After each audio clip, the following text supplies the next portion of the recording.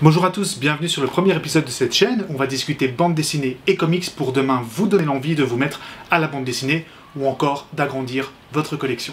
Alors l'idée de la chaîne, c'est pas trop de vous assommer d'influences et de grosses critiques dans tous les sens, c'est surtout de vous donner en fait les petits synopsis des différentes BD que je vais vous présenter, des BD qui m'ont marqué, pour pouvoir vous donner l'envie de les lire, et donc peut-être demain d'avoir simplement des références que vous pourrez lire de manière sûre quand vous irez en magasin. Bon, après une bonne BD, c'est comme un bon bouquin, il y a plein de styles différents, plein de manières de les aborder différentes, donc n'oubliez pas que c'est simplement mon avis face à ce que je vous propose, donc soyez indulgents si jamais vous n'avez pas le même. Donc franchement, pas de pression, mettez-vous bien, installez-vous et profitez de ce qui va suivre.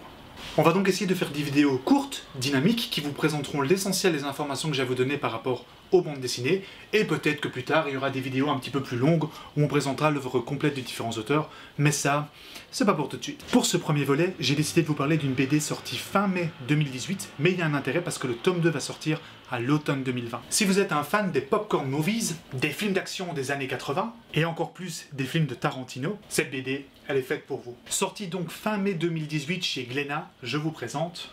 Il faut flinguer Ramirez. On est à Falcon City, en Arizona, où on découvre la vie de Jack Ramirez. Jack bosse pour une société d'aspirateurs du nom de Robotop, dont il est l'employé modèle depuis des mois. Le gars mène une vie plutôt discrète et il sait se faire oublier, et pour cause, il est muet mon pote. Jusqu'ici tu me diras, tout va bien, on est plutôt loin des films d'action des années 80. Sauf qu'à un moment, deux membres d'un cartel mexicain pensent reconnaître en Jack Ramirez le plus grand tueur du Mexique. Le meilleur tueur à gages du Mexique qui se met maintenant à réparer des aspirateurs. Normal. À partir de là, tout est dans le titre. Les cartels mexicains pensent avoir reconnu le tueur et n'ont plus qu'une seule idée, c'est flinguer Ramirez. Et une fois le décor planté, mon pote, ça n'arrête plus pendant toute la bande dessinée. Course-poursuite, tentative d'assassinat, braquage, sexe. Bah oui, comme dans tous les films d'action des années 80, quoi. Et le moins que l'on puisse dire, c'est que le cocktail fonctionne méga bien. Que ça soit dans la succession des différentes cases et donc dans la dynamique de la BD ou encore dans l'utilisation de ses couleurs, qui est un véritable tour de force car on arrive vraiment à suivre les différents moments de la journée, simplement en voyant le soleil quelque part se lever, tourner et se coucher au fur et à mesure des journées, sans avoir besoin de rappel temporel. Ça paraît dérisoire dit comme ça, mais que ce soit aussi bien réussi dans une BD, c'est vraiment un vrai tour de force. Il a également apporté un soin tout particulier à l'univers de sa bande dessinée, puisque tu pourras trouver dans le bouquin des pages complètes consacrées par exemple à une publicité pour les aspirateurs Robotop ou encore à des films qui auraient pu être tournés et donc passés aux États-Unis dans les années 80. Et c'est tellement bien foutu qu'à chaque fois que tu voudras faire une pause en mettant ton marque-page, si tu as le malheur de poser tes yeux sur le début de la page, tu voudras lire la suite. Quand je te disais que si tu étais un fan, comme l'école des fans, putain, quand même pas compliqué, merde. Quand je te disais que si tu étais un fan des films de Tarantino, tu pouvais être intéressé par cette BD, il y a une raison à ça, c'est parce qu'elle est vraiment découpée comme un film à la Tarantino. Notamment, l'histoire est divisée en chapitres, et pour entrer dans chacun des chapitres, tu as une page complète qui t'indique dans quel chapitre tu es en train de rentrer, un petit peu à la manière dont Tarantino l'avait fait notamment pour les Kill Bill.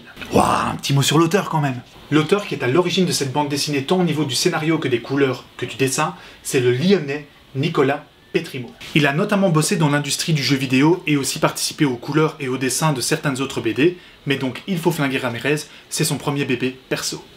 La BD a fait partie de la sélection officielle du Festival d'Angoulême, et bien qu'elle n'ait pas remporté de prix au festival, elle a été super bien reçue par la critique. Notamment, alors qu'on est déjà en 2020 et qu'elle est sortie en 2018, on peut encore régulièrement la trouver en tête de rayon ou en fiche coup de cœur des vendeurs des différentes librairies où on peut la trouver, Fnac, librairie en tout genre, toi-même tu sais. Si toutefois tu n'es toujours pas convaincu par Il faut flinguer Ramirez, n'hésite pas à aller voir les petits liens que j'ai mis dans la description qui ont servi à ce que je puisse me faire une opinion et à construire ma chronique, et peut-être qu'enfin tu seras intéressé par ce petit chef-d'œuvre.